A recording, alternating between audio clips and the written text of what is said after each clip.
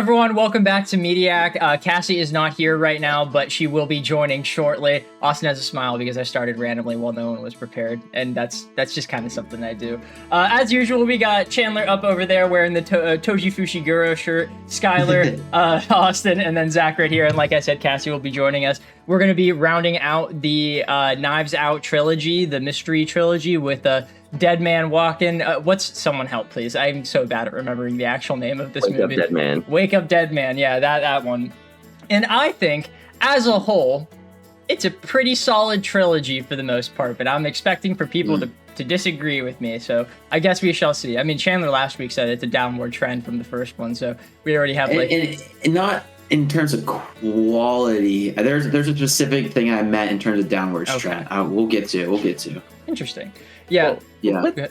With that, I think Chandler should just go ahead and start the summary. I do agree that he should have the summary. But real quick, like we mentioned last week, we did do a couple recordings back to back in 1 week. So we're not going to have the news segment this week because I would have only had a day of news to tell everyone, and I don't think that would have been very interesting. Wait, you have news?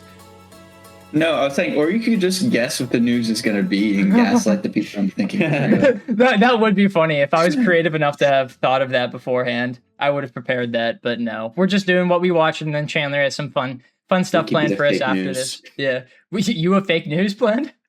No, I'm saying we could be fake news. Oh, yeah. That is true. I already work fake news, so what's the difference now? He got good source material, bro. Yeah.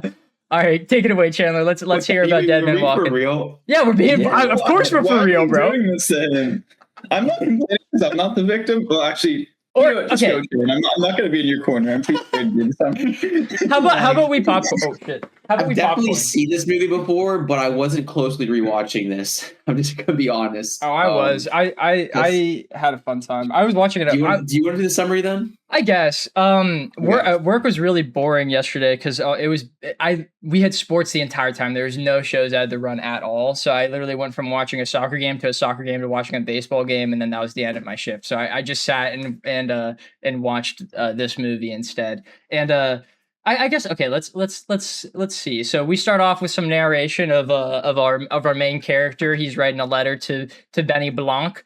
He's talking about how he got to this church. It's a bad church because there's a guy in it that kind of radicalized his community by being mean as hell. And people are like, oh, I'm scared of this guy, so I respect him. So they stick around him. And they all kind of suck. But then he dies because he's a dickhead and was going to be... actually, you know what? I'm not going to spoil that. I'll save that for later. But yeah, he dies and everyone is like, oh, it's the priest that just joined the church, our main character. And he's like, that sucks. And then Benny Blanc comes into the story and they start to figure shit out. And they're like, hey, everything is not as it seems. And it's a much more complicated little mystery here going on. So he writes the letter and then he finds out that the guy that was bad was actually also drinking alcohol, and our priest guy protected his image by hiding evidence in the crime that would have helped to catch the actual person. That turned out to be Jeremy Renner and an evil religious lady. And at the end of the movie, Benny Blanc is like, I don't want to embarrass this lady in front of everyone, so I'm going to let her come to her own conclusions. Was that good enough? I tried to be quick as hell with that. I tried to. Yeah. I think that was like under a minute. Very concise. I definitely missed out on a lot of things. Why don't you summarize more often, bro? Because I don't like it, dude. I think also I'm gonna be totally honest. You know what we get into whenever it's Sky and me, bro. We ramble. Yeah, but I was just gonna say I think that's really funny. I like that. You like to see us suffer, bro. I do, dude. I mean, I don't like to see you suffer. I don't consider it suffering, but I do find it funny. It's funny. Shut up. It's like, what happened next? And Zach's like, I'd have had this done 10 minutes ago. Yeah, I do think that. I'm like, sometimes whenever you guys say a chunk, I'm like, man, you could have summarized that in a sentence. And I did. I think that's kind of funny. But I don't know. Everything's I love important. It. Everything's write it down. Yeah. I mean, TLDR, there's a mystery. The priest, they think the priest did it, but the priest didn't actually do it. It was actually the evil religious loser. I'm going to go ahead and guess everyone thought it was her whenever they saw the flashback for the first time, because it was very obvious. Like I know that me and Austin watched it for the first time with my girlfriend and our mom, and all four of us, whenever that flashback came on, we were like, it's her. And then that thought never changed throughout the entire movie. Yes, Scott? I definitively, second I saw Jeremy Renner, I went, it's him. I don't care what anybody says, it's him. Funny that you said that, because whenever this time watching it, I paused the movie and I wrote down Jeremy Renner -1 point, and that's like regardless of what the movie is to me, I have to remove 1 point for Jeremy Renner being in it, and as much as he is. Can we talk about him a little bit?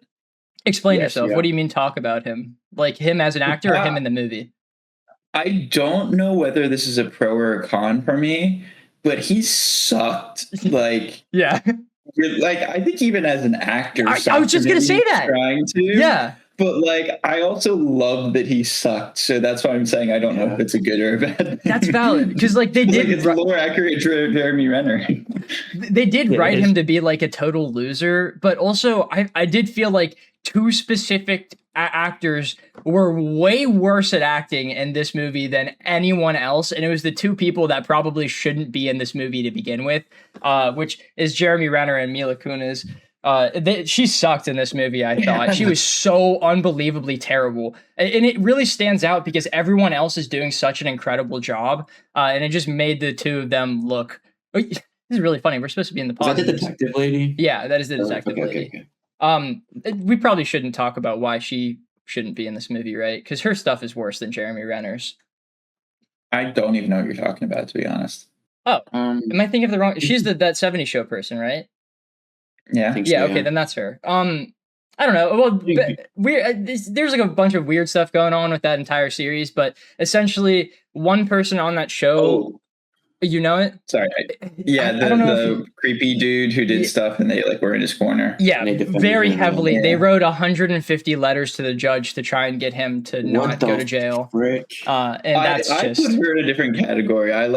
I shouldn't, but in my mind, she's like a victim to a lot of the stuff. That No, I happened don't on that disagree show. with that, especially during the actual filming of the show, because she was like She's old 15 or now, though. 16 or something. But like, yeah, you're right. She was like 40 something when she wrote 150 letters to what is he a pedophile or is he just an assaulter? Like, regardless, it doesn't matter. That's a massive problem. You shouldn't ever be friends with those people if that happens. So yeah, I don't know. I just don't like seeing Like either she of these owed people. it to him What? that she had to defend him. Like, Yeah, I don't know, man. Like, it's I so don't know. perplexing. I know her husband also isn't a good guy, so like I don't know, maybe they're just bad people together. But I didn't care to see her in this movie because of that controversy, and also she was the worst actor in the entire film. So two things. Two You're negatives. right. You can literally take her character out, and I don't think like does she contribute anything? Like she gives them access to like the police She was building the and like gets their records and information and like she was the pressure that was put down on top of Yeah. Judd and Benny. So like the plot moved forward because of the That's police right. like threatening to arrest them. But like it literally could have been any person. It could have been a no-named actor, and the movie would have been infinitely better, in my opinion. Like I don't know. Not that it matters all that much. A no-named actor probably would do the same performance as her, but like I don't know. There's a chance that they could be a lot better. I gotta be honest with you, the protagonist, I'm forgetting his name, but up until this movie, he was a no-name actor for me, No, and I thought he was amazing. I thought he was amazing. killer. Yeah. And I think I've seen him in a trailer for something else since watching this, and I cannot wait to watch that. I think he's amazing. Yeah. So yeah, we could have gotten him, someone like him for I the agree. detective or whatever. I want to go off of that, but I'll put a pin in it because Skyler had his hand up. What were you gonna say, brother? Yeah, sorry. Wasn't the bad priest Thanos? Yeah, it was Yeah. Thanos. Yeah. That's our Gen Z boy up there. Let's No. go. Oh, yeah. What's the version from Deadpool? Cable. Yeah, it's also Cable. yes, Yeah. Cable. Yeah. What other popular? Oh, he was in Weapons too. He's the Weapons Man. He's in Oh, Dune. that's right. He's in Dune. Yeah, Cool. he's what's his name? The cool guy. I love him in Dune. He's so cool. But it Trainer doesn't- dude. Yeah, Yes, that's his name. Trainer dude. I think it begins with a G. I don't know. I'm just really bad at names. Hate to see it. I thought he did great in this. I loved his confessions. Actually, wait. I'll go into that Monsieur in a second. I want to talk about Judd for a little bit because this might be a controversial opinion because of Ana de Armas and how amazing she is in that movie. But I think that Judd is my favorite main character out of all three of these. I'm not saying that his performance is better than Ana de Armas's, but I loved his character so much in this movie, and like he just was the purest soul. And I really liked the portrayal of him being just like a good priest. I love that. That goes into my favorite scene, but we could talk about that later, I think. I don't think that's a hot take. I think Really? that's valid. I think I disagree. I still think I like Ana de Armas and her character more. That's so but valid. it is close. Yeah. It is close. Also same. It's easily better than the second. Yeah, Andy is. I mean, hey, I like the second a hell of a that lot. I story think is it's not really that fun, but Andy is not anywhere close to these two. Yeah, it's not that good. Oh, not her name. It's Helen. It's not even Andy. Yeah, you can't even get her name right. Andy, but it's Helen. Yeah. I get you. Yeah, but I love the show. To clarify, you're not saying he's better at acting. No. Yeah, just that you like his character. Yeah, I like his character. It's so also hard. tough in the second. Like the second didn't really have a second. Like Blanc was really the main character of the second movie. Like Helen didn't. Or was get a it chance. The Disruptors? The Disruptors. Edward Norton, the Hulk. I don't know, whatever. I like the title card on this movie. Most of them, well, actually, the second one they launched the title card in a good spot, but the first one waited into the end, and I really liked the way that they just kind of like interrupted the scene to have it be like an all black background with white text, and then at the end of the movie they did the same thing but with flowers. I liked it. I thought it was a fun use of that. And then one other thing that I liked, and Austin made a face whenever I said it during the summary, because I was pretty sure that he'd think that I would say it in a negative way. But I love the narration in this movie because it's a plot device that I usually don't like, but I think when done well, it's amazing. And I think it was really well done in this movie because it was a great way to have Judd's smooth voice narrate everything that's going on naturally, because he's writing a story in our main character-ish. Blanc is reading it. I guess he's like the side character. No, he's the main character because he's the first person we see in the movie. What was that? Blanc? Yeah. It's hard to tell in this one. I gotta disagree with that only because, like, we see him in the first 10 seconds. Yeah, we Judd's the narrator. Aside from that, we don't see him for 40 minutes, bro. No, you're right. That's that. Yeah, okay. He doesn't know. He's in it for 12. Like I saw there was one breakdown where it showed how much he was in it versus how much he was getting paid, and it was like $1 million a minute that he was actually getting paid. It's insane. Well, he is kind of like the selling point of the series, you know? Like, he's the one thing that goes between all of them. So he's the Knives Out series now, which kind of sucks. Yeah? I don't know if any of you kind of noticed or anything, but did you notice he had an iPad on this one? So I choose to believe it's the iPad he got from the island. Miles. Yeah. Dude, I wrote an iPad mini. I wrote that down. I said Benny's phone is massive. Because, like, I know, but I choose to believe that he uses that as his phone because he needs something big to look at it. Like, that's just my headcanon. Oh, his look in this movie, amazing. I think this is the best he looked in all of them, I think. I love his fit. His suits are so nice. I love his hair. It's, like, perfectly aged. That got that salt and pepper look. It's looking good in this one, I think. Skylar looks like he disagrees. I like the fit. I do disagree. I think his look in the first is still the best. I like that look of him in the pool. I like this one more than the set. I like this one more than the second. The second one, he was kind of like. It's weird because the second one, it's like the only time he's goofy throughout the entire thing. So he's it goofy makes me in this. not like that one the most because it feels the most inconsistent. I think he's pretty goofy in this one too. Yeah, he's pretty goofy in this. He's not dressed for the part though, like he was in the second movie. You're right. He wore goofy clothes in the second vacation attire, vacation mode. Because my favorite scenes are just stupid fucking quotes of his from this movie that I wrote down. Okay, cool. Yeah. I'm so worried that someone because like my funniest is definitely something that someone stole. I was about to say it. No, don't, bro. Don't say it. Oh, it's so good. I might clip it and make it a soundbite before the podcast is over. Yeah, you definitely should. Okay, actually, I'm gonna do it right now. Right, Zach, you want to list us off another positive that you got? I'm looking over. Yeah. I love this. So this is just like a thing that is basically just for me and people that know like film a little bit. But whenever Sai was introduced, the camera angle they used was the angle that you use for an interview. So like they were mocking the fact that he's a politician, you know. I whenever I saw that, I was like, oh shit, dude, that's really well done. I liked how they went for the effort of doing that. It's just like a little bit of detail to his character through the camera work, not just like hearing him talk about being the worst human being on the planet. Which these people suck too. Like I really like that. Throughout all three of these movies, we've seen nothing but just the bottom of the barrel, terrible people, and I quite enjoy that. I also he was not as prominent in this one though. I feel like the ratio of decent to bad people, like a lot of those people were victims in this movie. I'd say two of them were actually like good people. Like the wheelchair lady, and the lady that raised Sai. Yeah. That I feel so bad for her. Yeah, I know, right? Wow. I remember the first time Yeah, honestly, the first time we saw that like twist where we saw the video that Sai had where she like confronted everyone and told them about that, I was like, oh fucking hell, like Jesus, you're a martyr.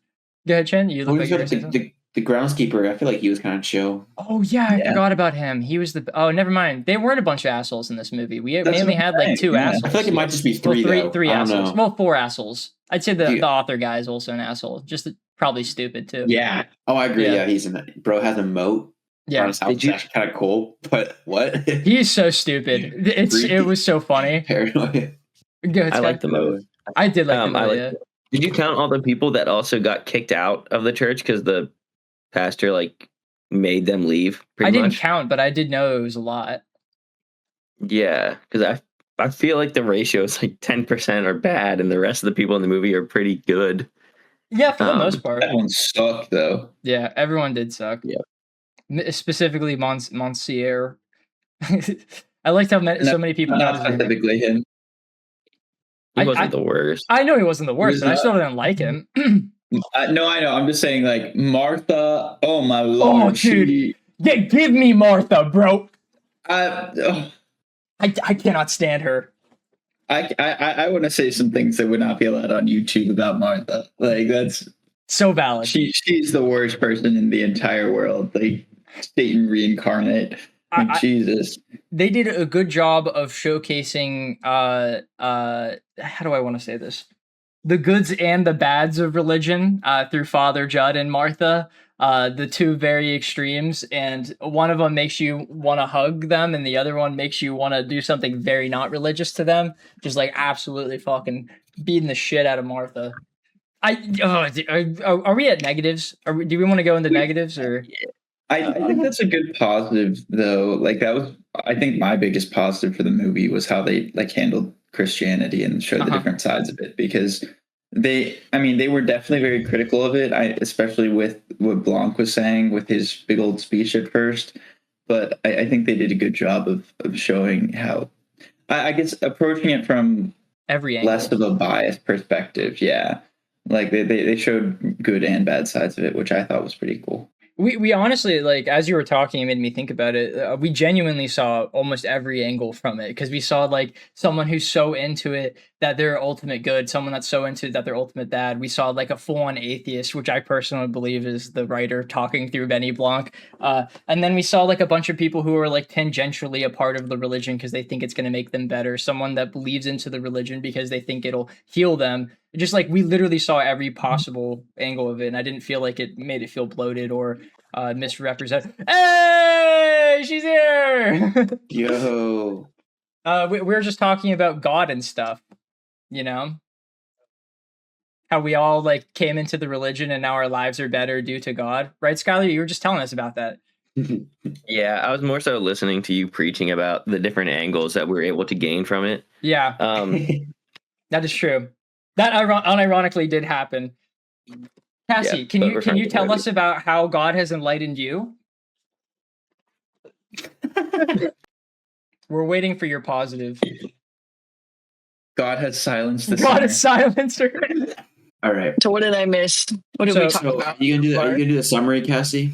Yeah, we barely started. Definitely not 20 minutes in. We're kind of just going through positives at the moment. Here's the vibe right now.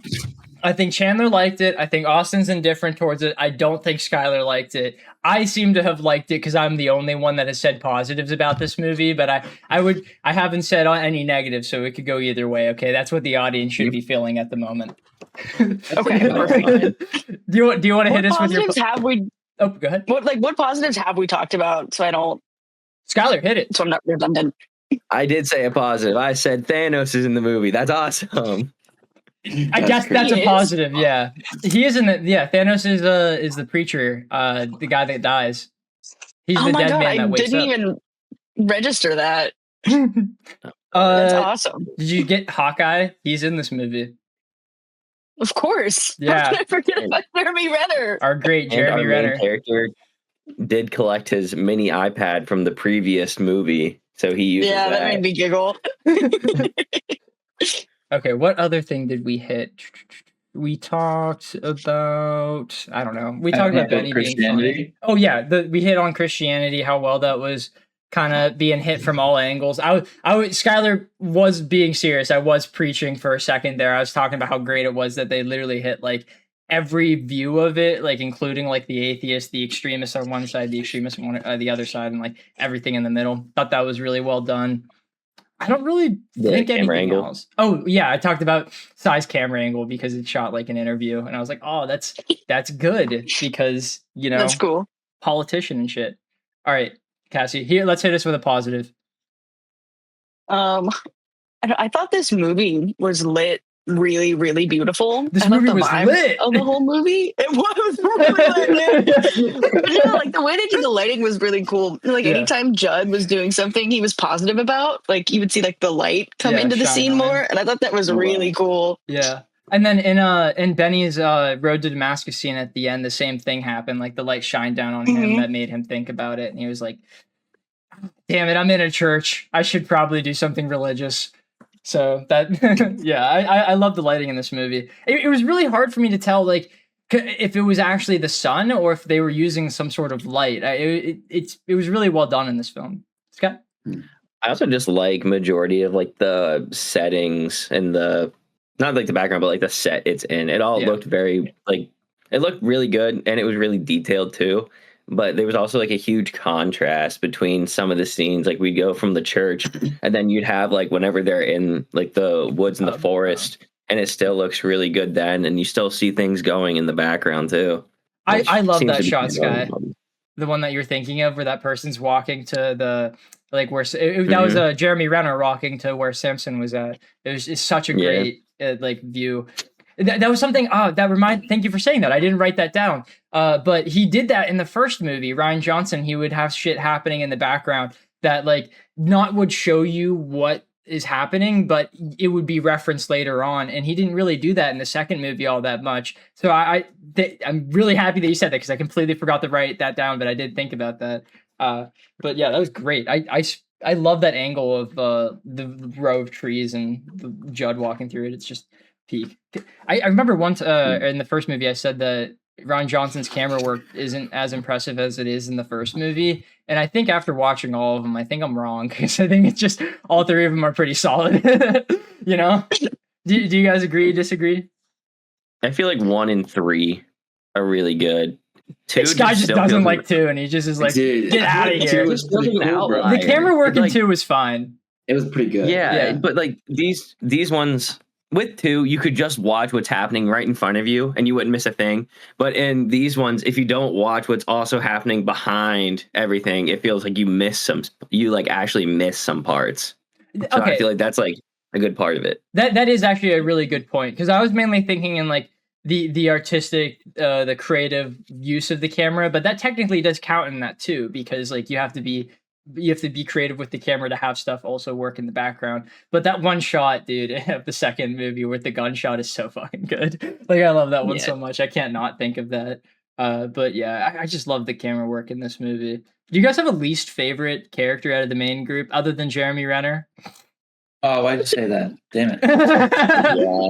Yeah, I The do. politician guy annoyed me a lot. Bro. Sigh sucked. Bro, he was funny, dude. Him like saying, "I nailed the homeless thing. I nailed the trans thing." And I just listening to like how insensitive like 3 minutes. Disingenuine. Yeah. He didn't miss a beat, bro. Like I nailed the war thing, bro.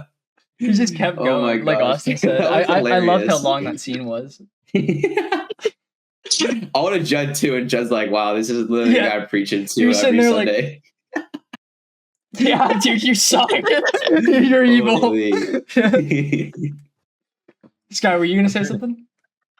Yeah, I don't know if there's like a character that I hated as much as Jeremy Renner. I just really didn't like him in this movie. I was gonna say Mila Kunis, like her character, because it was just bad. Yeah. But like Jeremy Renner's right there. Go ahead, Cass. The author. Out of the 3 movies, what like supporting cast was your favorite? The first one, yeah, the first one. I begrudgingly say that because I do like all of these movies a lot, but like the first one. This guy really gets me. What was that?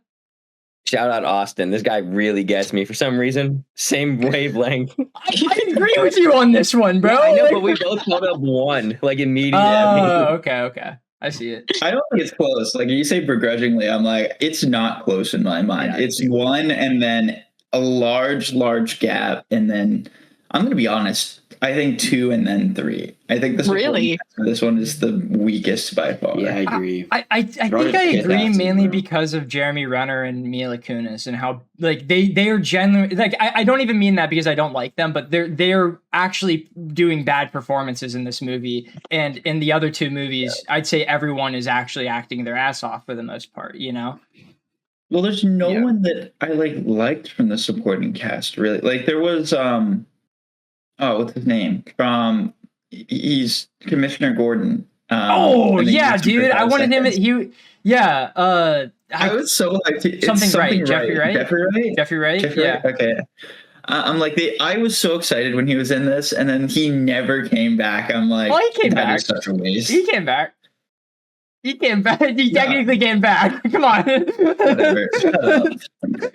But they wasted him, at least in the universe. But they did waste him. Everyone else sucked. Even the good people, they didn't get much. They just got done dirty, like the wheelchair lady and then the attorney. But that's not like the point. Her point was she was a victim, but her whole thing was that like she was going to make progress through her own like effort into doing it. It wasn't just going to happen from her paying someone and then praying, you know. That was kind of like the point. That was one of the reasons why Benny didn't like announce everything, because if she then had like a target to put her anger at, then she wouldn't have focused on herself or something like that, you know.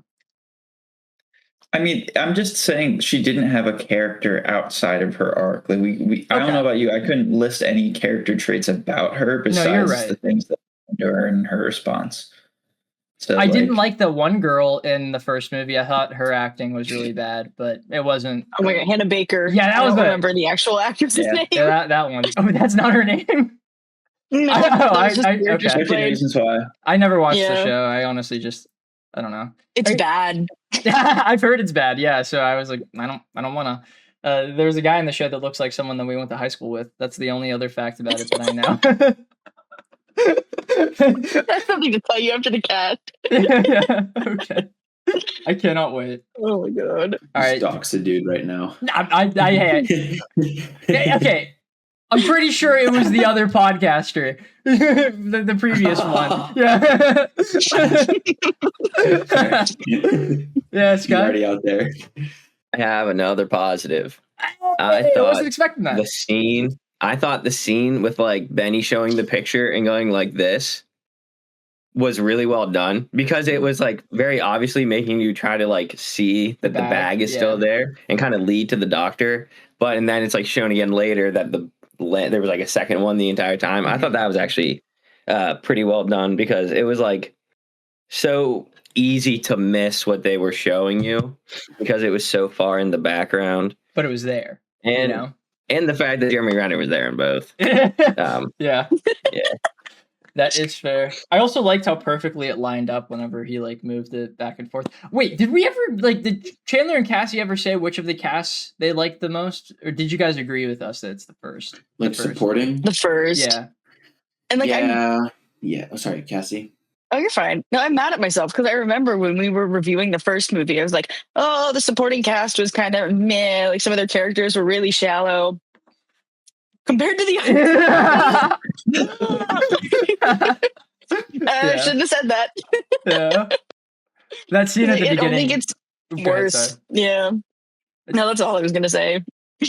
Chandler? I'm in the same boat. I think the first one's probably the best, but I'm like having a conundrum because I just realized that the last review, like I said, I obliterated their supporting cast. I said they're all awkward and cringy, and I just couldn't watch them intermingle because there wasn't any intermingling, which is so like kind of looking hypocritical because like it's also the point. It's the same in the first movie almost. Yeah, they're family, but like it's still the same vibe. So I don't know. In hindsight, I wonder like I probably could have said a little better. Regardless, I like the first supporting cast. They're definitely better by far. They at least like live under the same roofs for like the majority of for a good part of their life at least. And I don't know. I feel like in the other two movies as well, like in the first two, I feel like it could have been anyone who did the killing. Like they all had motive and reason and whatever. But I feel like in this one, like not really. It was so obvious. Yeah. That was something we said right at the start. Like this more than any of them. It was obvious. Within 10 minutes, you knew who it was, and you never changed your mind on it. That's a great transition. All right, let's say some negatives. Let's tear Martha apart, dude. I hate that character so much. I mean, I know we're supposed to hate her because she's supposed to be that like crazy religious fanatic, but like her final scene makes me want to fucking punch a hole in a wall, bro. Like I cannot stand it. Like I know. Are you referring to the confession? Yes. Well, I mean, I like the confession for the most part, because like her fainting makes me want to punch a hole in the wall because that's the dumbest, stupidest thing ever. Like I know that she's dying literally, but like you know that's because she's doing like the fake religious faint, you know, because it's like, oh, it's too hard to say. But the bit, not that she's given forgiveness, because that's like the entire point of the religion. But that she sees the error of her ways and she goes, oh, that poor girl. No, you would never in a billion I turned the light off. I forgot. I just noticed that. Never in a billion jillion years would you ever fucking utter those words ever. Like they just needed for the rule of 3 for it to be said a third time in this movie. And I like, oh my God, dude, I almost fucking threw my phone across the master control room whenever that happened, dude. I hated it. So mad. Go ahead, yeah. What's the rule of 3? So like, I don't know what that is. It's just like a thing, and honestly, most people probably know it from Rick and Morty now. The comedy comes in 3s. That's they said in one episode, but like it actually is a thing in filmmaking that it's just like a not tight story, but everything usually just happens 3 times for it to be good. Like once at the beginning, once in the middle, once at the end, something like that. Okay. And they said that like, oh, that poor girl 3 times. They just needed it to happen one more time at the end. And I think they did it so terribly. I really hated that because her character is not the type of character that would do that, especially that fast. Like, come on. Her entire life, she hated that lady. Did not like that. Sorry for my rambling. Does anyone else hate that lady? Yes. Okay. Yes. Yeah. All right, cool. Someone take it from me. I'm rambling too much. Her screeching is abysmal. Yeah, dude. Oh my God. Horrendous. Every one of them. It's like it's become like my alarm. I just wake up to it in the middle of the night because it's just so scary. Like what the fuck? Oh, it's just so annoying too. Like I hate that type of person. Yeah, They're the worst. so high pitched and just makes your skin crawl. The overreactors. That's whatever. Honestly, why I only hate her. Crocodile The tears. character. Evil. That's So, the only writing do you that I think- don't like. Go ahead, Sky. Do you think that this, like, I don't want to say that.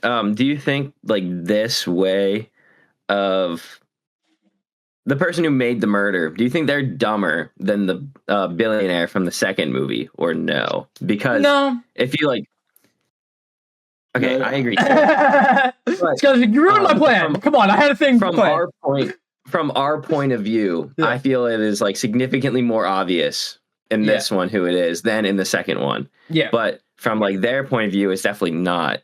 Yeah. So I was wondering if anybody was going to bounce between like viewpoints on like if it's because like for us, like you could have guessed it was the billionaire, but it's probably leading you elsewhere. But this movie is kind of like Marta. Or not Marta. Oh gosh, no, Martha. Martha is from the first one. Yeah, Martha. Yeah. I think in both of them, there's like a kind of a smoking gun that really showed it to them. And just this one, it was the smoking gun was like a cannon sized one, and it was the flashback where she said what she whispered, and they cut out the audio for that, and it was so obvious that it was something else said there that it literally made me not think of anything else throughout this entire movie other than that. Do you guys all agree with that for the most part? I don't know. It's weird to compare the two movies because the mystery didn't really start in the second one until 3/4 of the way through. So if you're comparing it to like, oh, did you figure one out earlier than the other? It was definitely this movie's quicker. But it also could have gone a lot of different ways with how it was actually executed versus the second one was just once you got to that flashback, at least for me, and I talked about it in the podcast, like once he ruled out the billionaire because it was dumb, you knew who it was. Right. And Zach, like he said, in the flashback, it was Martha. Like that's just how it was. Maybe we're missing the point because like the entire point wasn't that like we all were like, oh, obviously it was Martha, but there was a second killer and none of us like really thought about it much. I mean, except for the fact that we all were like, I hate Jeremy Renner and I want him to be the killer. Yeah, literally my whole reason why I did not pick Martha as the killer because I was like, I don't care, it's Jeremy Renner. and you were right about both of them, and it was both. So yeah, which was nuts. And I felt like it kind of there was like another bit whenever he like went and like grabbed the knife in the bar that made me think like, oh, this is a weird thing for this guy to do. That made me look at him a little bit interesting. At least the first time around. That was like the only thing in the movie that made me even like veer off of Martha from being the killer at all. Scott? One more thing about Jeremy Renner. So he had all of this like his hot sauce? Acid in his basement. Why did nobody question that at all? Also, what is that? Because he's a doctor. Duh. That's so normal for doctors to have a vat of acid in their basement. Yeah, everyone knows that. Do it wrong. Every doctor has their vat of acid. Come on, bro. That's what they give you when you graduate med school. Yeah. Exactly. They hand you your diploma and a vat of acid. I didn't do my background. I didn't get my background info right. You guys you got it. Yeah, it makes sense. Chan, what were you saying? I don't know. I was just thinking, like, what does acid really like decompose? Is it just organics matter, or also I'm sure like Hell was safe from it? But I just feel like acid is just so dangerous to just have out in the open. Does acid look like that too? Like that looked very Batman-y to me. Like that's very gooey. Like a clear liquid usually. Yeah. I know. Austin's the science person. I don't know. Well, guys, for all we know, the body decomposed in it. Maybe it became that color. But like, I don't think it's green ever, right? Well, also, we saw her pouring it in. Sorry, I was saying that to Chandler. Yeah. Chandler was like, it could have been a different color, but we saw her pouring it in and it was green. Oh, gotcha. Yeah. That's why he had so much. Yeah. Maybe you could create it. I don't know. Bro's a dog. What kind of? He's a doctor. He's a doctor, bro. A drunk doctor. All right, Austin, let's hear about acid. I don't know. I mean, I feel like the main one that I've heard of that's like the biggest corrosive one is hydrochloric acid, and that's a clear liquid, and it degrades most organic matter that like very slowly still. So it definitely isn't that crazy, but I don't know. That's such a typical thing in movies is to depict acid as something that can like eat through floors and completely erode your hand if you take a little soak in it. So I don't know. That's it. Like if you put your hand in the acid and wash it off real quick, would you be fine? Yeah. Yeah. I can't wait for some chud to be like, Ashley, that green goo is like sodium chloride mixed with whatever, and then everyone's just gonna be like, I don't care. It's not that big of a deal. I could be wrong. I don't know. There's probably some like super acid out there that I have no idea what I'm talking about. I don't. I mean, this is also a fictional world. They could just have this form. I don't care enough. Like I wasn't saying anything to remove points of it. It's not like this movie is a 5 because they have stupid green acid from Batman. Dude, You just stole my review. I'm so sorry. Like you do that. The jokes at the beginning. Oh, go ahead. Sorry. Oh no, you can go ahead. I did another tangential thing. No, let's hear it. I want to hear it. All right. How many people have watched this more than once? I know Zach and I have. Has anyone else? Okay, so everyone but Sky. Wow. That's wow. easy. So sorry, you're gonna be out on this question, Sky. My bad. But I thought this was an extremely boring rewatch, and I know that Zach is not of that opinion. But I think if you know how it happened and what happened, there's nothing you get from watching this one a second time, really. I like Judd. I just wanted to see his story again. I thought it was. Go, Chen. I don't think I've ever agreed with you more in my life, Austin. Thank you, Dan. What the fuck is wrong with me? I had such a hard time watching this again. Like it was because the other two are funny and entertaining through most of the movie, and you get a lot of entertainment through those interactions and the dumb stuff that the characters you don't like are saying. And this, it's a slow build. It's so slow. It's so long compared to the others. It definitely is like 20 minutes cut off, I think. You know. Yeah, I struggle through watching this again. Maybe 10. And once again, I've seen the first Knives Out like half a dozen times and I've enjoyed it every time. This second watch through this, I liked a lot of this like philosophical stuff. I didn't think it was deep enough to warrant a second review of it. And I thought what it brought up the first time, I was like, yeah, I get the gist. And then it never really, there's nothing more.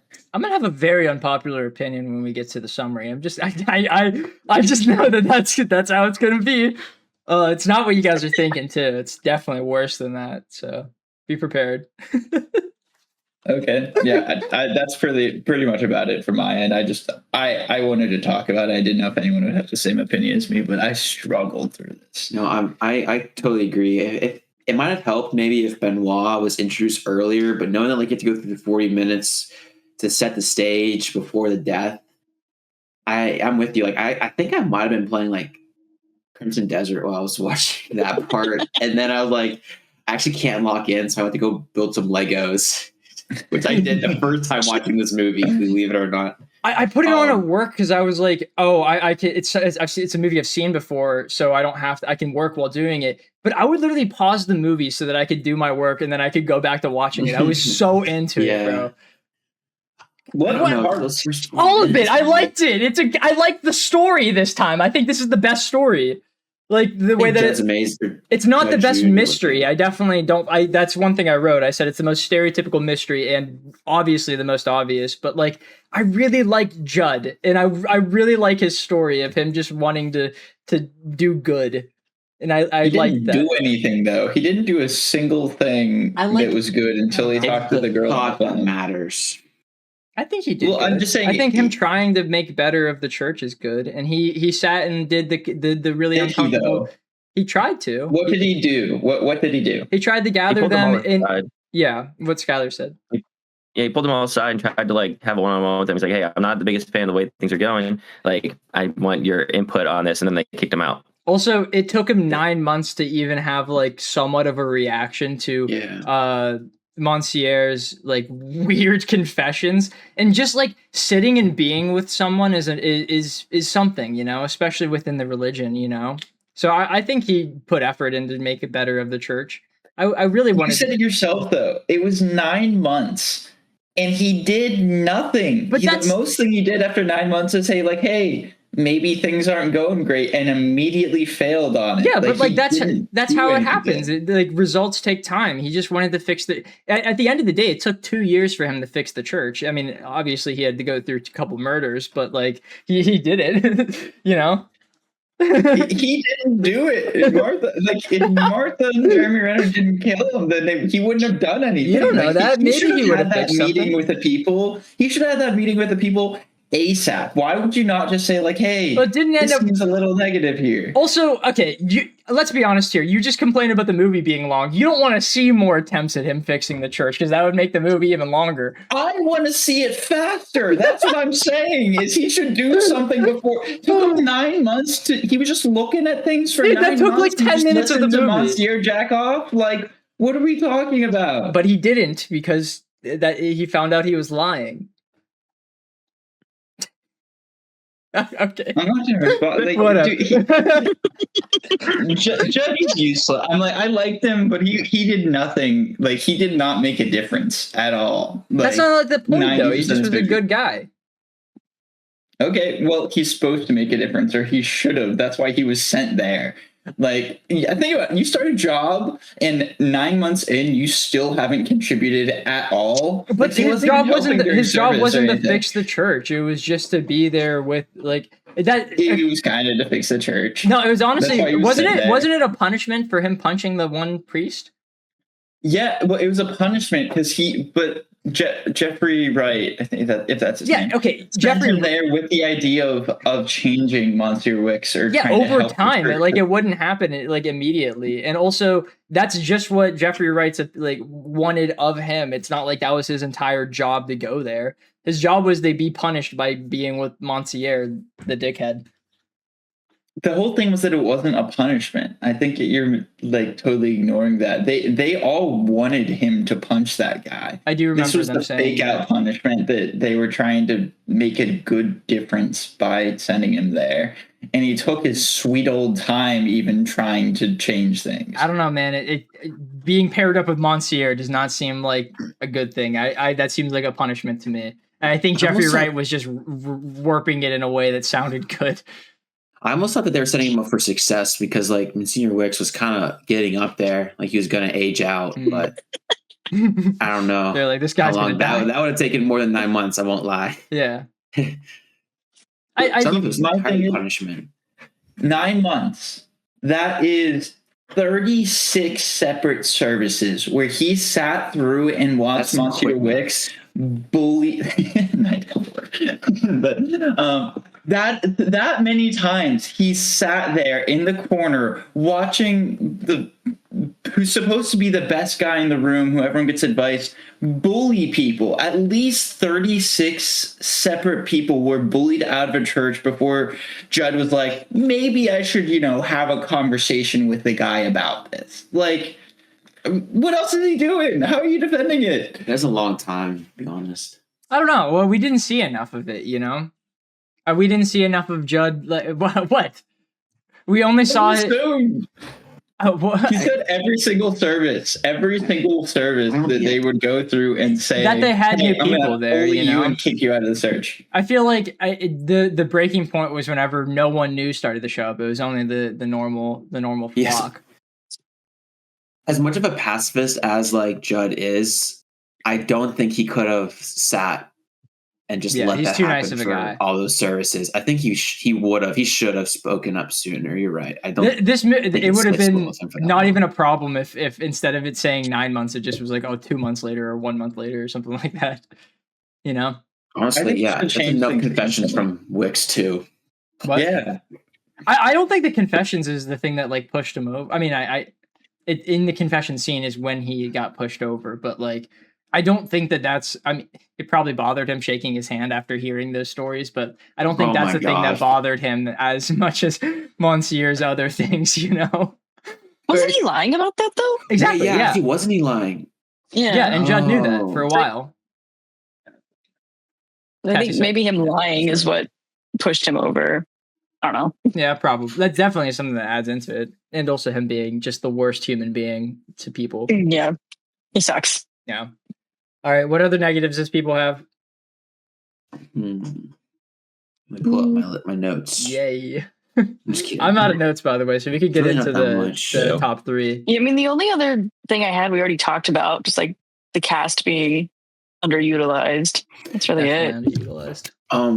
I think I should get into the part where I said it was like a downwards trend. I should explain what I meant by that.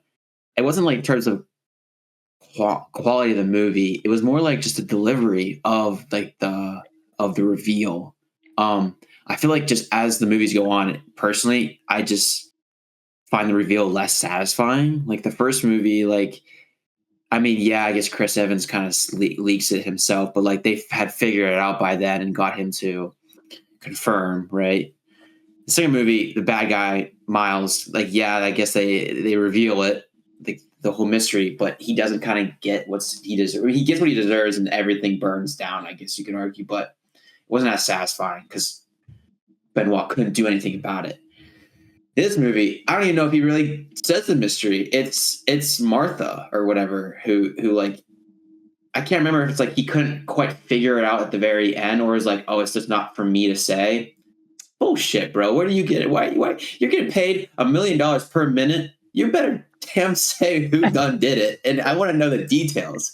Like that's what I look forward to. It's like his whole shtick, his whole presentation. Like he's a showman, and I just don't think it was quite as satisfying. I just think that's just the best word for it. And that's what I meant by downwards trend. Like I just think it gets worse as the movies go on. Not saying that the movie's bad, but just the one thing I didn't like is just how we found out how the murder happened. So I totally get that, bro. What are your thoughts on that? Do you guys care or not care at all? Maybe I'm just worrying about something super insignificant. I mean, at the end of the day, they're all just exposition scenes, so I personally don't really care who's saying them. Okay. I remember being slightly disappointed at first because I wasn't. I'm gonna be honest. I don't think I got it the first time I watched the movie. I didn't think it was him being like kind and giving time for Martha to like do the religious thing and confess her sins herself. I just was like, I don't think you get it. I don't think he's smart enough. I don't think he got it. I don't think he got it. This time, I mean, I don't know. I was watching his eyes to make sure that he actually like looked at Martha, and he totally did. So I do think he got it, and he actually had that road to Damascus moment. So I didn't. So you think well, yeah, I'm sure he knew it was her, but like to like the fine details as to how she pulled it off. No, fuck no. Say, yeah, that part, like, he's got to figure it out. Oh, man, what's he going to pay for to be? First off, who paid him? Can we say that? Do we know that? What's her name called? The police department called? Mia, whatever. Okay, that's what I thought. She must have been paying a bag. Had to, because there ain't no way he showed up. It's a small town. No way they have funding for that. Yeah, it's way too small of a town. Like, that's like a red flag for a church. I feel like that's a very small user base or whatever. I agree with you, Chan, on that though. Like the big Benoit reveal speech, that's one of my favorite parts of all the movies. And I feel like you were saying, it keeps getting shorter and shorter with each movie. Yeah. And it's a real bummer. Like that's so good. A little lackluster. I think the beginning was crazy when he got on the pew and was like, you shall not. I forget what he says, but it was kind of cool. I can't remember what he says, but I mean, he like got everyone's attention, silenced everyone. The fact that the police detective sits down too, like, irks me so much because, like, yeah, it makes sense that the flock that listens to these people every day like sits down, but she's only sitting down because the plot wants her to sit down. She has a murderer, what she thinks is a murderer, right in front of her. Yeah, that just bothers me. But like, not that. Was he like saying like, "You shall not silence the word of the Lord" or something like? I can't remember. I feel like that's close to it. And he told him to sit down, and then everyone sat down. But aside from that, like the reveal, Sorry. Yes, Guy. I didn't mind that he didn't say at the end. I think it did make sense in the part of it because, like, if he said all of this had happened, he probably like majorly affects like the view of religion in at least a couple different people there, which is not the point of what he was doing. It would just be like a side effect of him doing it the way that he did if he said it in that scene. So I think him like waiting and trying to make everybody leave first, and then like he could have done it himself or just have her do it. Either one would have been fine at that point, but I think it makes sense for him not to do it in front of the large crowd that was there. Thank you for agreeing with me, Skylar. I feel like it's been a while since we've been on the same path. It's been a minute. Yeah. Austin, I think you're the only one that hasn't said anything about this. I mean, I agree with Cassie and Chan. I think I don't want to say that I need Blanc to give the overall synopsis and solving of the mystery, but I just don't like how they did it in this movie. And I think it's more of me disagreeing with what they're trying to do. Like, I think it falls in line with the whole line of, or lesson of forgiveness and kind of what a priest should actually be. And it helps Judd's kind of character arc in this movie. So it makes sense. I just don't think it was as satisfying. And I hate that bitch, man. She didn't deserve to, like, I really hate that to say, but like, oh man, she got it too late. Like, she should have been in prison for the rest of her days. She didn't deserve to confess. She should have just gone off and eaten dirt. Like, I did not think it was, I didn't enjoy it. So, but once again, that's recognizing my bias. All right, do we want to get into our top 3 now? Yeah, suppose so. All right, Skylar, pick who's going. Austin, you're gonna lead off. I knew I was gonna be first. Okay. I'll go with my favorite first.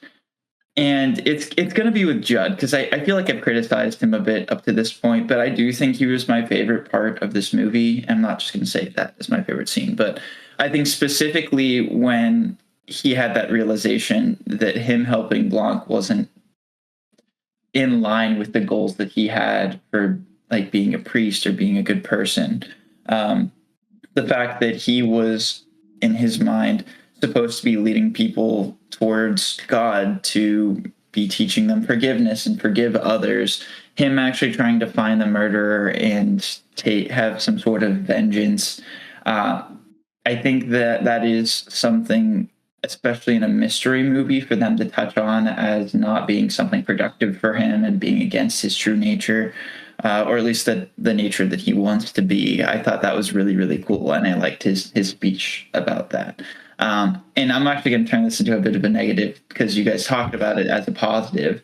But that was the scene where there was the guy in the, like, Jeremy Renner in the background, and I thought them doing that at that specific time was awful. I thought them having that in the background was, one, so obvious. Like, it wasn't even like they were trying to hide it. It was Judd and Blanc talking, and dead in the center of the screen you saw someone walking across, and it was a really good speech and a really good line by Judd. And it, at least for me, both times watching it, it completely took me out of what I thought was a great character development scene for Judd. And you're just like, there's a dude in the background, he's doing something, there's a guy, we got to figure that out.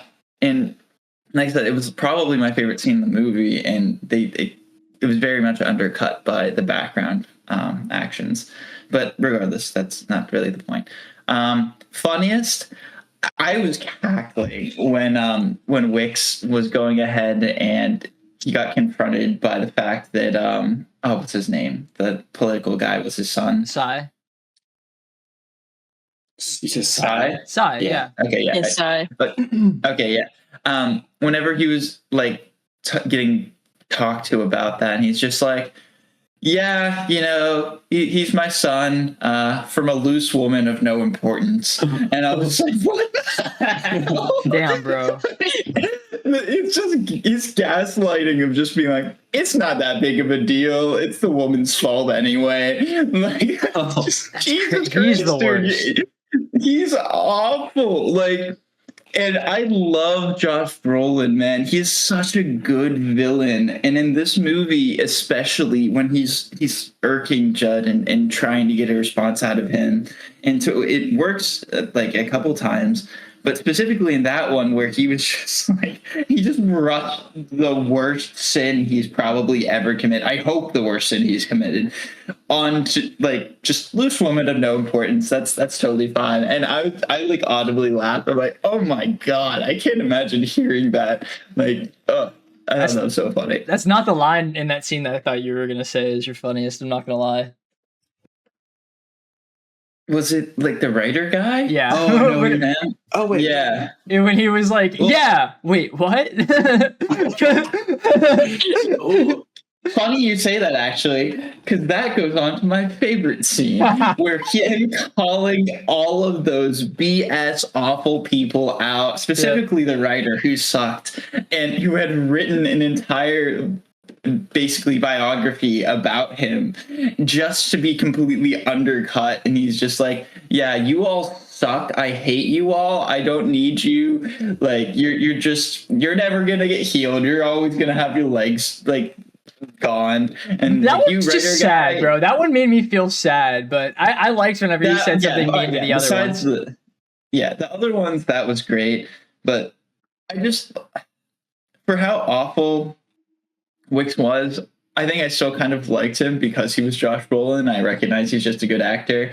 Like, on the other side, it's like Martha, and I'm like, I don't think I will like that actress in anything else she does because she played this character too well, and I hate her so much. Like, I hate her so much. Yeah. Maybe that's good for the actor, but in my mind, to do some of that stuff that, like the speeches that she said, like, yeah, I feel like you kind of gotta be a bad person a little bit. But maybe she's a good actress. I don't know. But yeah, I liked him calling out all of the crappy people. I thought it was very funny, and they deserved it. So that was my favorite. But that's about it for me. Did you say your least? Yeah, it was. Wait, hold on. What was the 3? It was.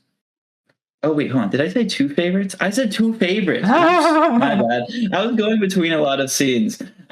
Sorry, the least was supposed to be when Martha was talking to Judd after the murder, and she was like throwing out all the dramatics and all that stuff. And she are an evil priest. Yeah.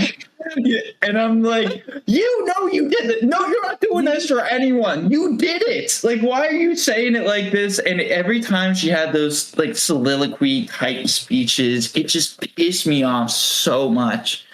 Yeah. Sorry, I had 2 favorites and 1 least, but the least is anytime Martha spoke. So that counts as one.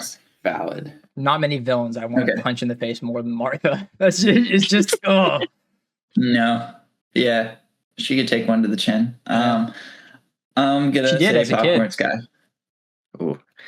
I'm just gonna start it off with my favorite. It's just a quote. I don't even remember who said it. I think it was Benoit Blanc, but he said, "Scooby-Doo shit, Scooby-Dooby-Doo." Yeah, I knew that was going to be your favorite, bro. I knew that. Sky. Yeah, dude. I think we all did that. I think we all, and then we all looked at our notes and we're like, we can't say that yet because we know Sky's going to say it. Yeah. I appreciate it. It was 100% making mine. I rewound it to hear it again. Dude, he was looking in the coffin. He heard Scooby-Doo shit. He looks up and goes, Scooby-Dooby-Doo. I was like, oh yeah, this guy's gonna love that. I was like watching it. I was like, what did that mother? What did he say? Bro, Scooby-Doo's canon, bro. It knives out. It is, yeah. It is canon. Same with Among Us. Yeah, but that was obviously my favorite scene. Of course. It was also my funniest scene. But I'm going to have to pick something else, but I'll go to my least favorite first. And I think it's the fact that I'm calling the bullshit on the fact Marta knew her cup of coffee or whatever was poisoned and that's she valid. Swapped them. Yeah. I think that's bullshit. You know, the guy's an alcoholic. Why would you think it's poison instead of alcohol? Yeah. Also, like, that's a good point, the alcohol thing. Like, he probably spiked his own coffee. Like, she's probably like hammered now. Literally. Like, she's hammered and he's poisoned. Like, who won? Yeah. So I'm calling bullshit on that. And then literally that like entire scene after about Jeremy Renner stumbling up the stairs because somehow that's gonna fix it, and then her knocking him down the stairs. I'm gonna leave it as that because that might be somebody else's. And then putting him into the tub. Aside from that one little part, it was all really bad, and I didn't like it. I thought it was completely unrealistic. She's so old. He's definitely really heavy. There's no way. But and then I said the Scooby-Doo is my favorite, and it is my favorite. But I'm just gonna have a second favorite because Scooby-Doo is also my funniest. I really like that one scene at the end when Benoit Blanc's talking about that road, and like the sun is kind of like hitting him. He's kind of like staring off. It looks really good. It's just really good, and that kind of like felt like first movie-esque Benoit Blanc in that moment for some reason in my mind. Is that a plug? Is that a wall plug in your hand? Yes, it is. I need to fiddle with something. So I have this. Yes, it is a wall plug. Yes. Thank you. You're welcome. Yeah, so that one moment I thoroughly enjoyed. I thought it was very satisfying. You don't have to put it down. I just was curious. I didn't put it down. Okay. Okay, cool. I didn't see it in your hand and I felt bad. I was like, I wasn't calling you out. I just was curious. Yeah. Yeah, but those were my three. Basically, Scooby-Doo, Scooby-Doo shit, Scooby-Dooby-Doo is both of them, but I had to pick another. Popcorn, Zach. Yeah, I was just gonna say, I was thinking to myself, I hope I go next because I know that my scenes are probably going to be taken sometime soon. Probably all four of mine are probably going to be taken. I don't know about that. Cheater. I am a cheater. All right, my funniest scene. All of my scenes got a reaction out of me, and I was watching this at work. The only time that made me actually kind of loudly giggle was whenever Judd corrected Benny on his pronunciation of the Monsieur's name, and he goes, Monsieur Jalapeno. I was like, what the fuck? I don't know why, but that really made me laugh for some reason. I was like, that is the dumbest possible line ever, but the way that he said that in this stupid accent, I was like, I like it. That's good. And then my least favorite scene, I need to screenshot this and send it because I wrote this note left-handed, and least looks like the word spotched, kind of, and that meant to be the word least. And I'm sorry that sounded weird, but I felt like I had to say that. I know I have to edit it in. God damn it! Why did I even say this? I'm stupid. All right, it's the scene with Monsieur's body. They were just flipping him over, and Benny was just poking him. What the hell was that, bro? That's the soundbite I was queuing. That was the soundbite I was queuing up since the beginning of the podcast. You're like, I have a scene, and I was like, I think I know it. So I went to YouTube, downloaded the file, went to a converter, and now here it is. Wait, play it again. Play it again. Is that from the movie? Wiggly.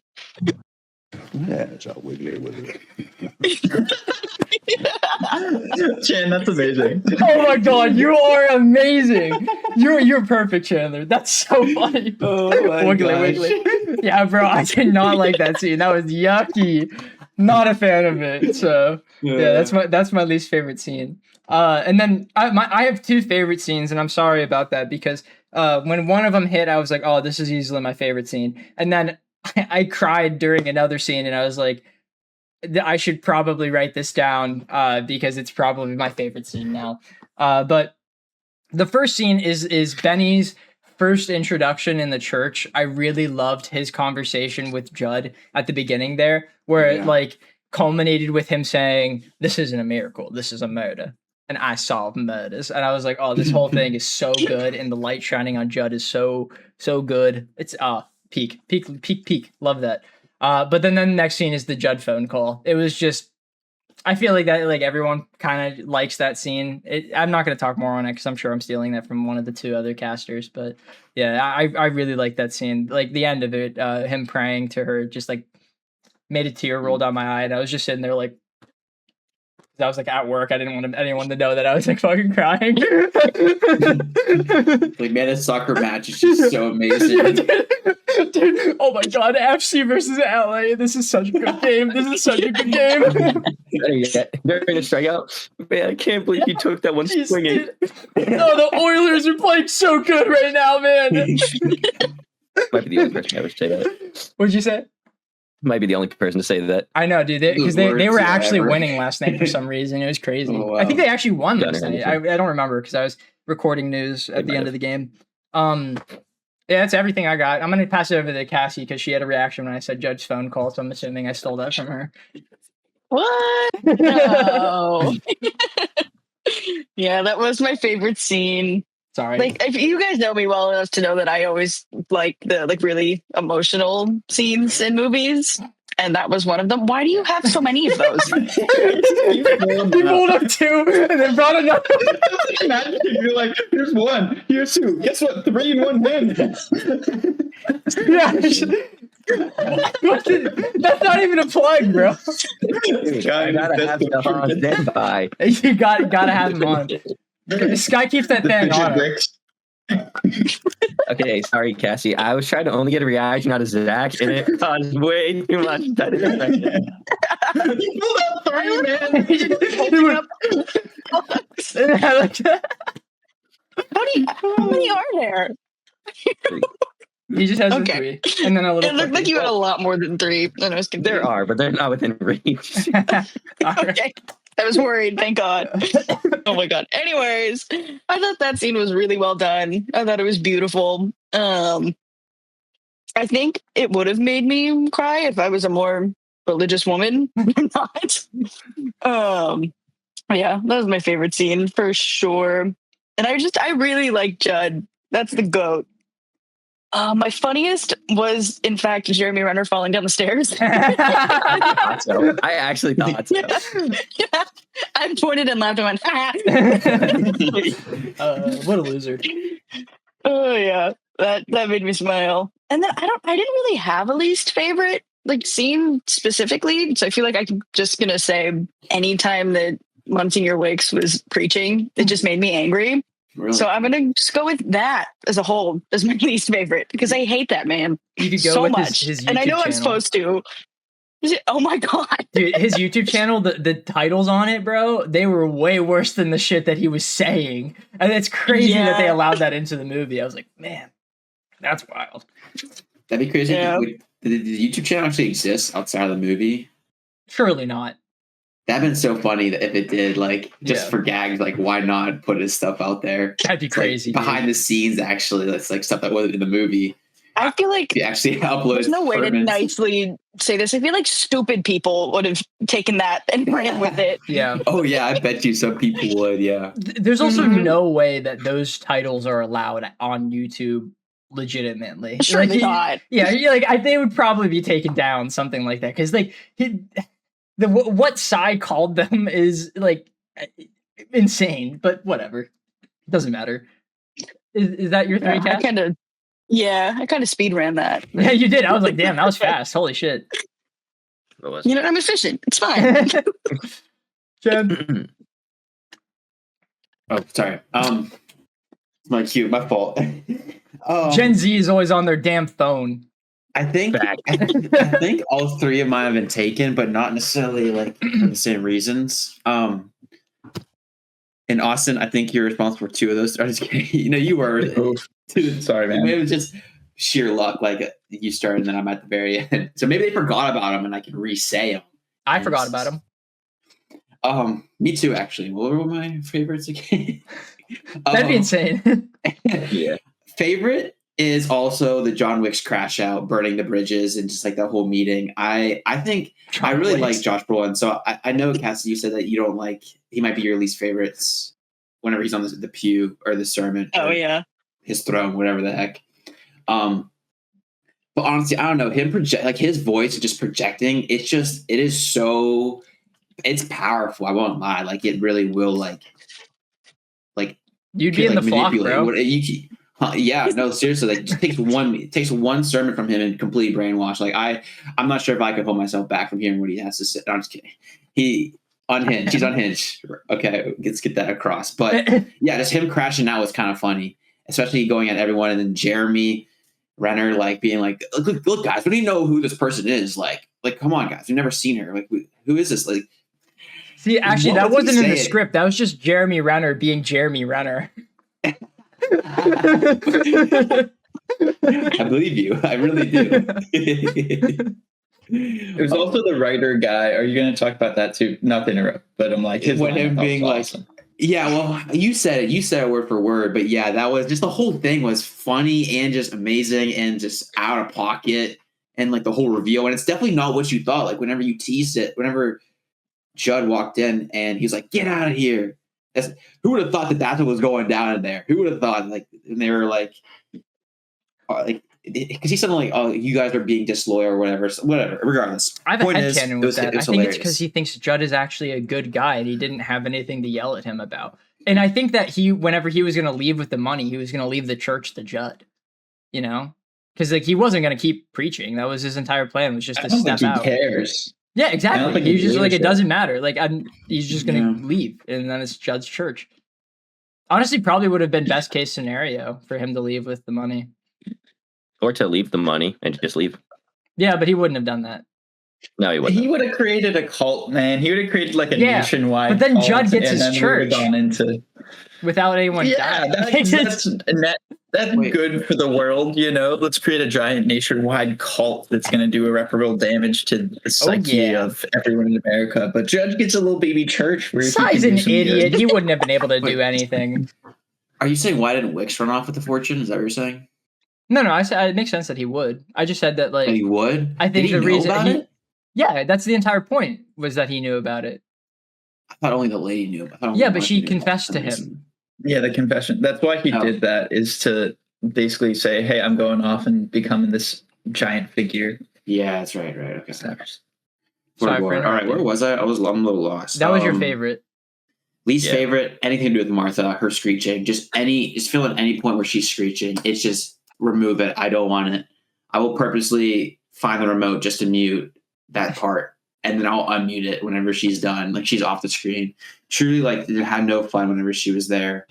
And that sounds like so insulting. Like, I feel so bad for the actress, but like, man, this is like the role. Her agents suck. They should not have put her in that position.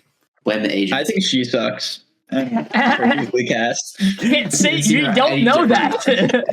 Kids, you're outside. You can see it in the eyes, man. She's got the crazy eyes. Guys, it ain't acting, bro. It's real. It's just like Jeremy Renner. Maybe they just hired all the people so they could just play themselves. Oh my goodness. That's what I'm saying, man. They just plucked her out of a church. Like, they just went around and tried to find the worst person they could, and they were like, we got her. With our luck, like, this is going to be the episode that gets popular, and then she's going to see this exact clip and then be like, I hate you guys. You're the worst. Then Austin's going to be like, good. One of those speeches. Yeah, she's going to do it. No, sinners, you are polluting the youth of America. I'm be like, told you suck. God himself has shown me this clip so I can call out these sinners. Yeah. All right, Chandler. What was the last one? Funniest, I guess? Yeah. There's so many to pick from, but I have to say, I know it's like you don't like it a lot, Zach, and it is heavily disturbing, but the Wiggly really had me dying. Like, why does he actually go with it? You could just say it. Like, you could look at a body and be like, that thing would kind of jiggle. But why do you actually move it and make it I hate that thing, dude. I'm sorry. It's very so disturbing. bad. Don't get me wrong. Like, it's a dead body, and why would the cop let him do that? And why would he do it? Why is that okay? Like, why is that something that he would actually think and do? Why is it in the movie? It doesn't need to be. But because it warrants a laugh, bro. It warrants. I guess It's so stupid. To some, yeah, I know you're right. It's a little curse. That's a dig at Chan. What the hell? No, was it? What? Everyone finds different things funny. To some feeble minds. No, I didn't say to stupid people. I said to some. I'm the some that likes this movie. You guys are the some that don't. He meant to say the non-normal. Yeah, only losers like that scene. Okay, so I guess it's the part where I now give the summary. Yeah, this would be that part. Yeah. You know, I was agreeing with you, Austin, that this was like a very hard rewatch. But to be real, when I first watched this movie, like when it first released, I was confident that this was better than the first two. I really liked this upon the first watch. I think it's like a first watch movie. And I think that has something to say with like a lot of mystery, like murder mystery movies. Because again, it's like spoiled after you know who done did it. But with this one in particular, it's just a little too slow. And I like Benoit Blanc too much to wait too long for him to walk into the camera. But I don't know. I'm a little conflicted because I'm trying to give it a number based off of how I remember it, but also off a replay. I don't know. This is very hard to do, to be real with you. I feel like every movie, there's no consistency sometimes. But I really like Judd. I think he's amazing, and I am so glad that he got put in this role because I'm going to be looking out for his stuff going forward. Like I said before, I think he's already in some other stuff, and whether it's a show or another movie. And I'm very eager to like just watch it because I think he's just killer. I think he's amazing. I'm so surprised that Netflix is able to produce these films, considering it's Netflix. Like, I know this is popular, but like, why didn't they can it? Knowing them like this, we would never have gotten to this point.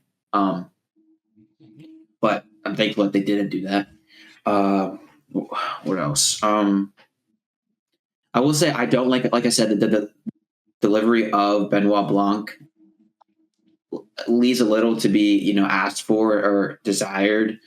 It just doesn't quite hit that itch that I was kind of going for. Even on like initial watch, like it wasn't just really like on second watch. I guess I knew what to look for, but it wasn't as satisfying. I do love like the high level thinking regarding Christianity and how like manipulative it can be, especially the girl with the wheelchair. Like it really does tug on your emotions. I think it does a really good job at doing that. And I think this movie is better than the other two when you disregard like the murder mystery part. I just think that I really do like the acting despite Jeremy and Mia. What? Yeah, sorry. Mila. But I just think it's really good. I love Senior Wicks. He's just so good at acting. I just every time it just Josh Brolin. I don't know if he can do much wrong. He's really good at like all the other movies I mentioned, like Weapons. So it's a very fun watch initially, but could I recommend a second watch? I don't know. So I'll give it a thumbs up. We'll give it a thumbs up, definitely. But I think I'm just gonna give it an 8. Just a little bit below the first film. I think retrospectively, it's not as good as the first. And on rewatch, we'll say that. We'll say that on rewatch. Yeah. All right, Cassie, you're out. I like this movie. I really do. I think if you go into it with the mindset of like it's not so much a who done it, but a how done it, I guess would be how you put it. I think you enjoy it a little bit more. I like that it's different from the other two movies too, with like the darker tone. I think that makes it stand out a lot more. Like jumping from Glass Onion to this movie, it's like, oh my god, because they're very different. Mm-hmm. Kind of like Chan was saying too, like the acting in this movie from just 3 people, no one else. It's great. Like Josh O'Connor I think that's his name. Yeah. Is amazing as Judd. Like it makes it really easy to root for him. You don't think so? No, I agree.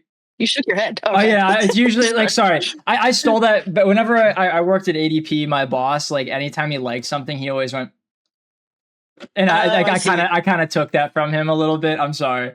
No, you're fine. He'd be like, Zach, did you see this episode? I'd be like, was it good? And he'd be like, greatest thing I've ever seen. And I kind of like that. So I kind of just took it.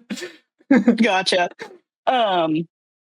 Yeah, he's amazing in it. Daniel Craig is also amazing in it. Thanos, I don't know his actual name. He was great.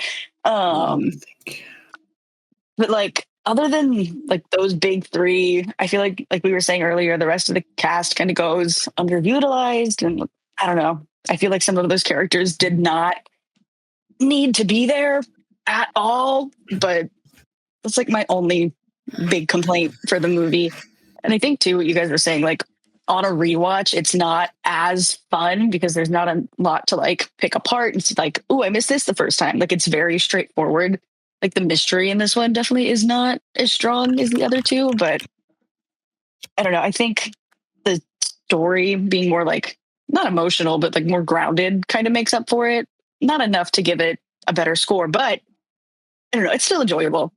With that being said, I think I'm going to give it like a 7.5, 8-ish, probably an 8. That's what I'll do. I liked it. I had a good time watching it. I'm excited to keep this going because I know that once we switch it over to Austin and Skylar, this is gonna switch up a bit. Yeah. But we don't know. Yeah, we technically don't know. I like this one a lot. So I think Cassie said it's not really a mystery, and like that's kind of true because I think the story is the most like a normal movie out of all 3 of these, and I think I know this, I'm the only one on the podcast that has this opinion, but I think the fact that it has just like a normal story makes it a pretty good rewatch, because I just wanted to see Judd's story play out again, because I really like Judd. He is my favorite of all three of the main characters, which I know also is unpopular because I know Ana de Armas is amazing and her story is great, but just this one was presented so well, and Judd is just the ultimate good, and I just really wanted to see him succeed. And I know Benny's not in it all that much, but he looks really great in this movie. So anything that we see of him in this movie, it gives me a smile. He has some funny lines like the Scooby Dooby Doo and the jalapeno line. It was pretty great. My main complaints really come with the Martha thing at the end, where she like forgave Grace, which because I just never in a billion jillion years would ever see that happening ever.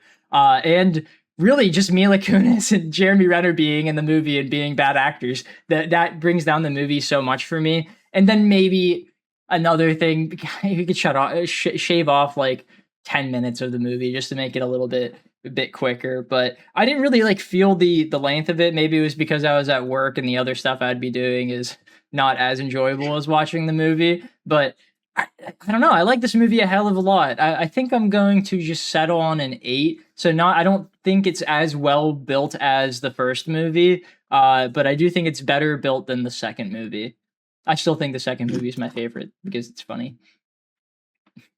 Who's up next, Skyler? Yeah.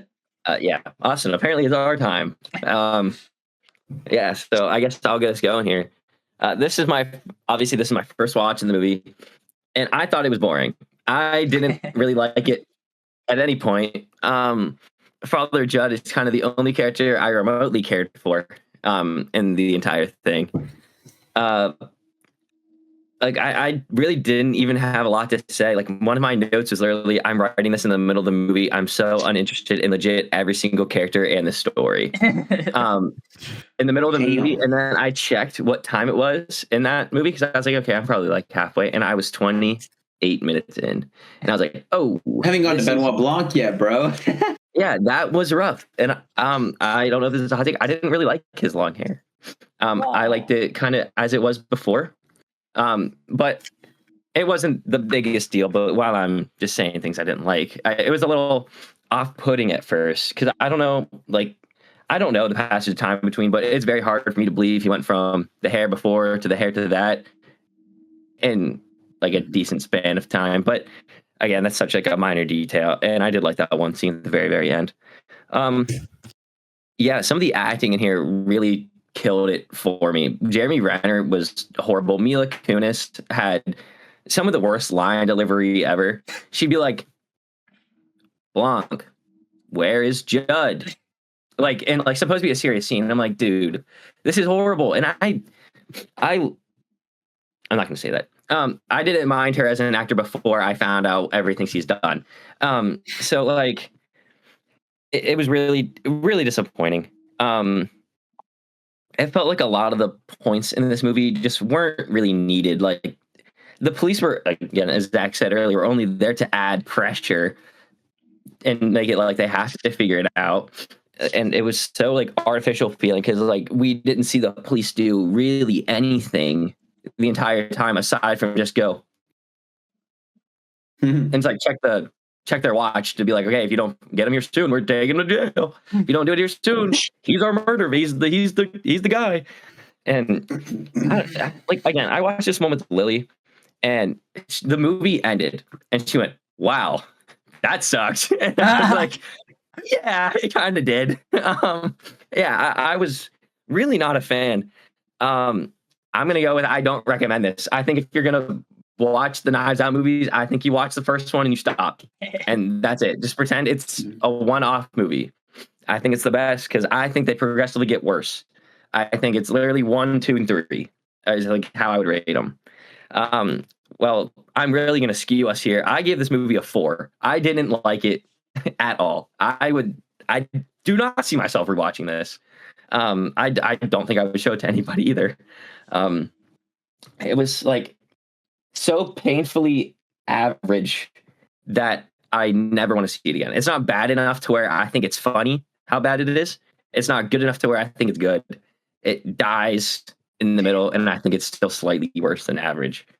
So with that, I'll pass it on to Austin here. I'm actually going to cut in real quick because I forgot to say the unpopular opinion that I said I was going to have. And I think this is the perfect time to do it, actually. I think this is the best trilogy we've covered this year, and we've covered 4, I think, or 5. All right, go ahead, Austin. We've trashed on Avatar a lot, man, but like, it's probably better than this. What? How to Train Your Dragon is right there. That's the only thing that was in competition for me.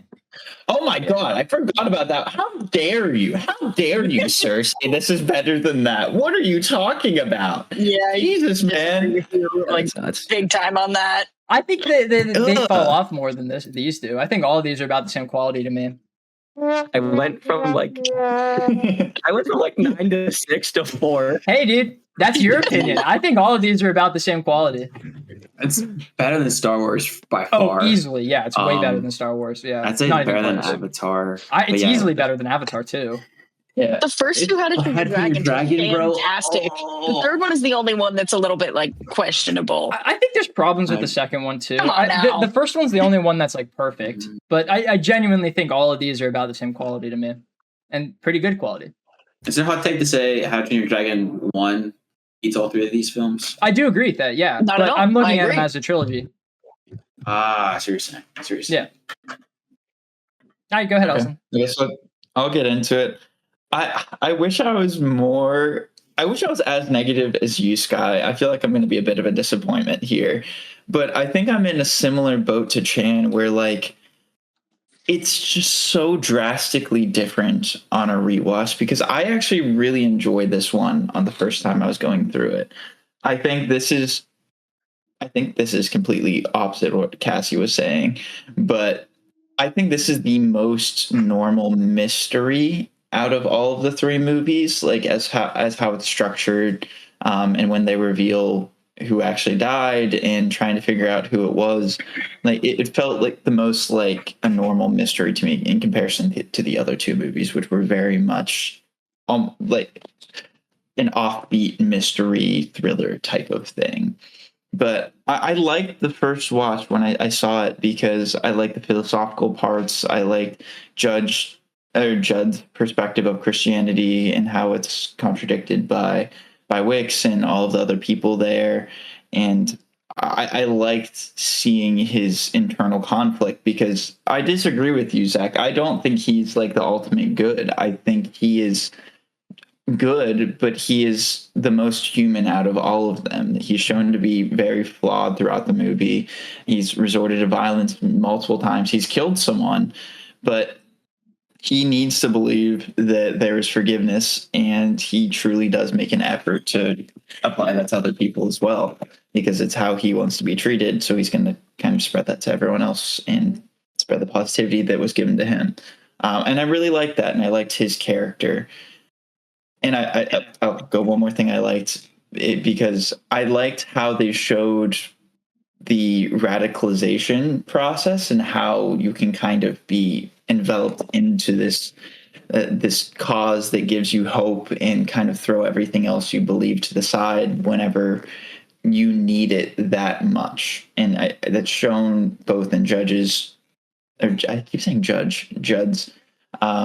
redemption after him going through the phase where he murdered someone and was a boxer and stuff, and also just the need for the lady in the wheelchair to have forgiveness, the writer to have some sort of purpose in life once he's going down that rabbit hole. Like all of them had their own reasons for needing the church and needing faith in the way that Wix portrayed it. And I thought that was cool how Wix was that figure for them.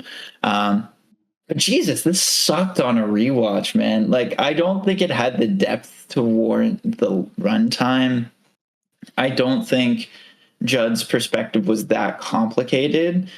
Like, on the second watch, I got it the first time. Watching it again, it was boring.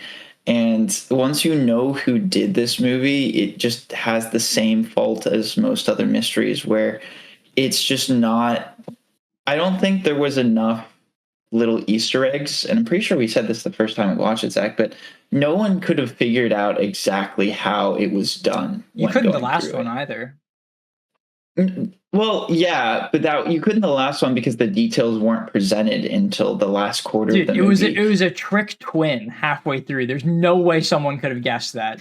Yeah, no, I know, but I'm like, it wasn't the structure of the movie. Like, this was a fairly normal mystery structure thing, and you should be able to kind of piece things together, or at least it had enough of a breadcrumb trail to where you should get more on a rewatch, and I didn't get anything on that this time, and I'm just going in circles at this point. But I would recommend this on a first watch. I think besides Sky's perspective, most of us liked this on the first watch. I think it's still too long, but I would recommend that to watch it once because it has some good perspectives in there. And even though it is a little boring, but on a rewatch, I'd never recommend this movie. I just, there's nothing you gain from watching it a second time. So I'm like, I don't know. That's a good review. Yeah. All right, Skylar, what's her average? I didn't get us. I didn't say the number. Oh shit, sorry. I think it averages out because the second one is more entertaining in my mind, but the end falls so flat. And this is just so mediocre throughout. I'm going to give it the same score as the second one, which is a 6.5. Cool. Okay. Our average is a 6.9. Shout out Chandler, am I right? Hey, let's go, Chan.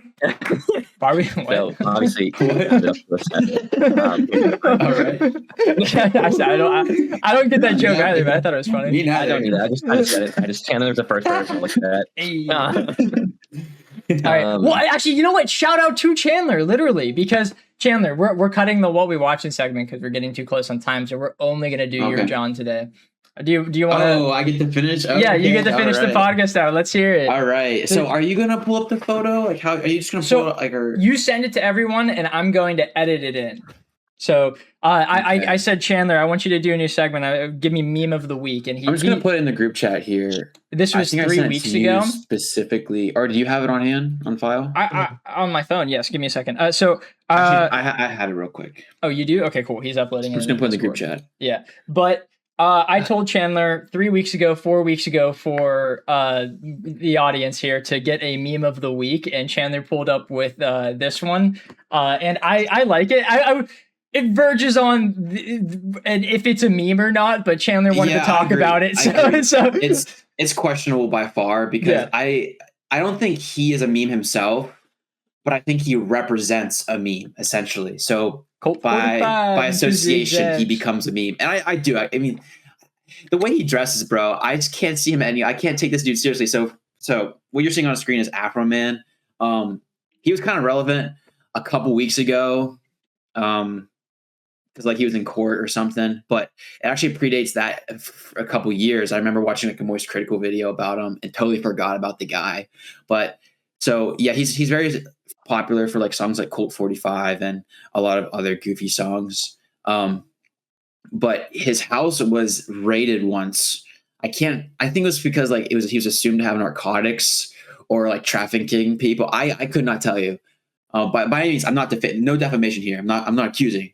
No, there's no allegation.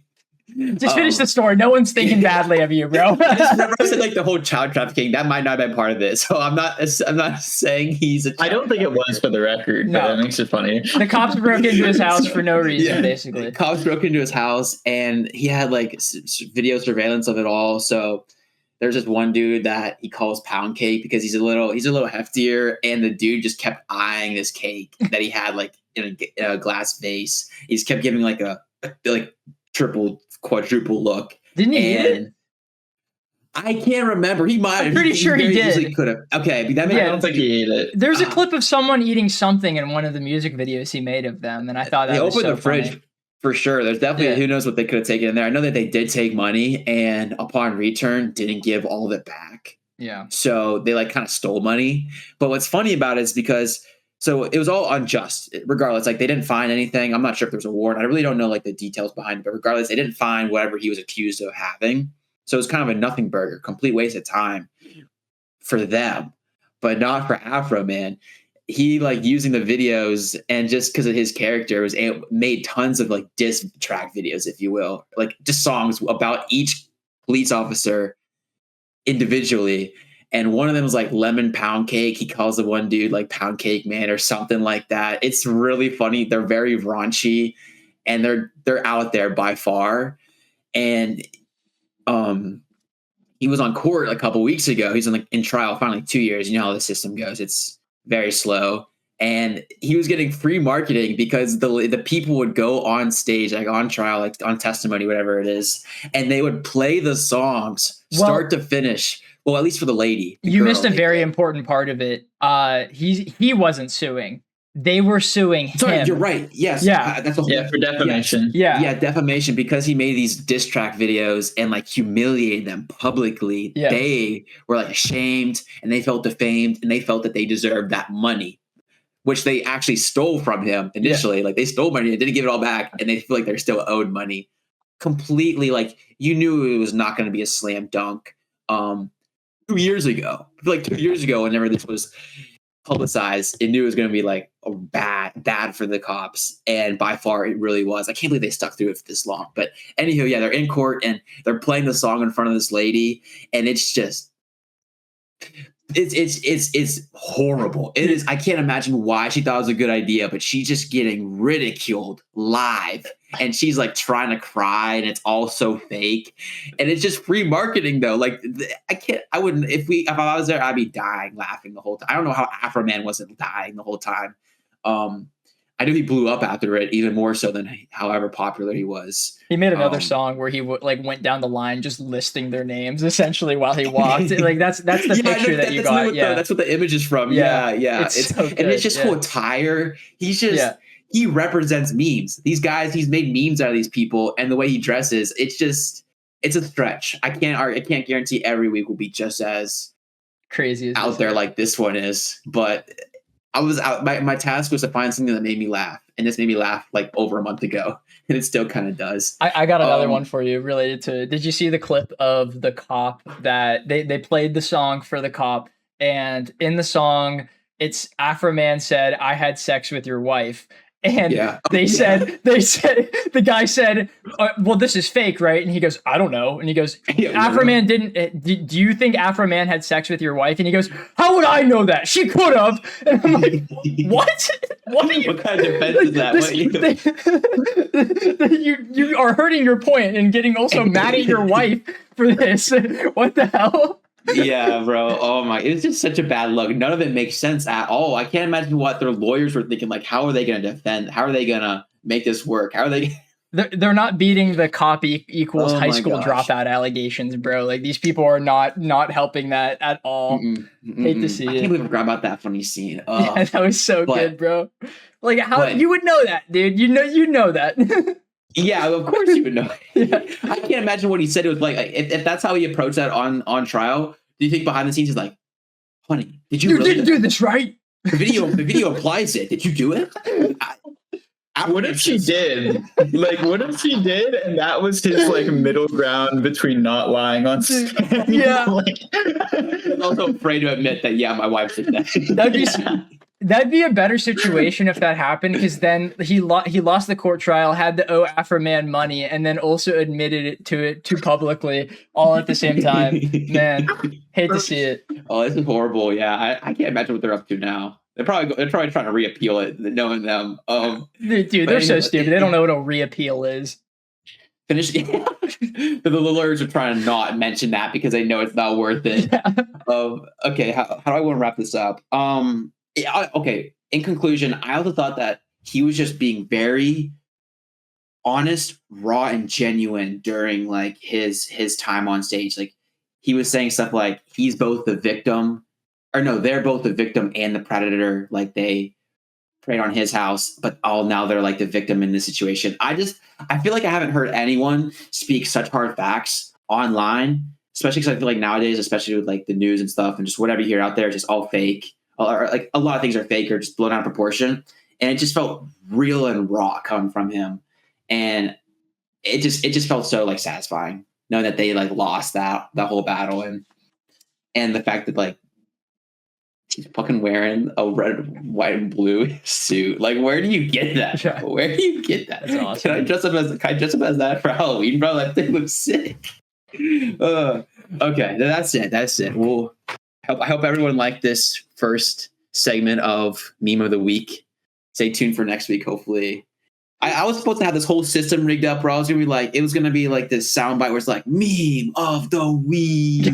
I can't edit to save my life, so maybe in post production, if you guys could like tweak that so it's like Ain't no way. WWE Ain't no way. like long drawn out, announcing. Hey, dude, you got 2 weeks. You got 2 weeks to I do the can't do soundbite. it, bro. You got it. Like take a video and make it a soundbite. I can't make my own voice a soundbite. Yeah, you can. Or like Yeah, you adjust the audio pitch. You could do it. I'm You like, could do I'm it. about to I type believe in thumbs you. down. I know you could. I need a 101 on CapCut or something like that. Yeah, that works. All right, Skylar, do you want to take us home? Are we doing what we watching? No, we're not. We don't have enough time for that. We're gonna just do a hella long It's gonna be a one next time. really long. Yeah. Yeah. All right. Well, if you stuck around this long, thank you. Let us know what you thought about Knives Out 3 Wake Up Dead Man. Again, we're trying to hit our goal of 1,000 subs by the end of the year. So anything you can do, like, comment, subscribe, share, just watch the video the whole way through. It's greatly appreciated.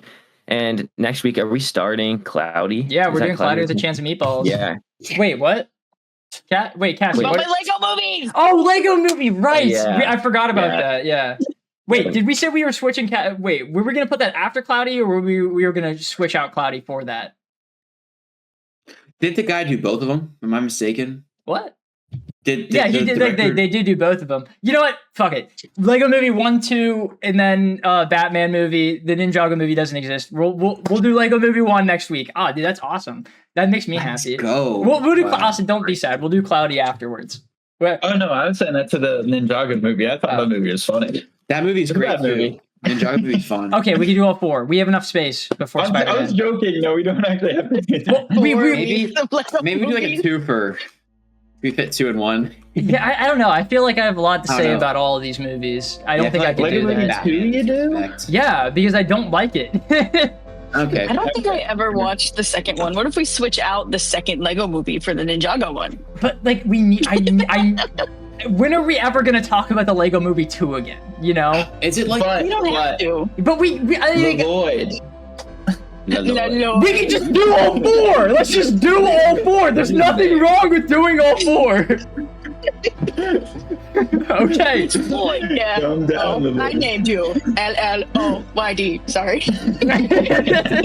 Whatever. It's worth it. Oh. I'm not saying it's not worth it. I'm saying we could just do all of them. It doesn't matter that much. It's okay. Okay, Zach. Zach. Yeah. All right. We'll see you guys all next week with the first Lego movie. It's pretty sick. See you. Bye, have a great time.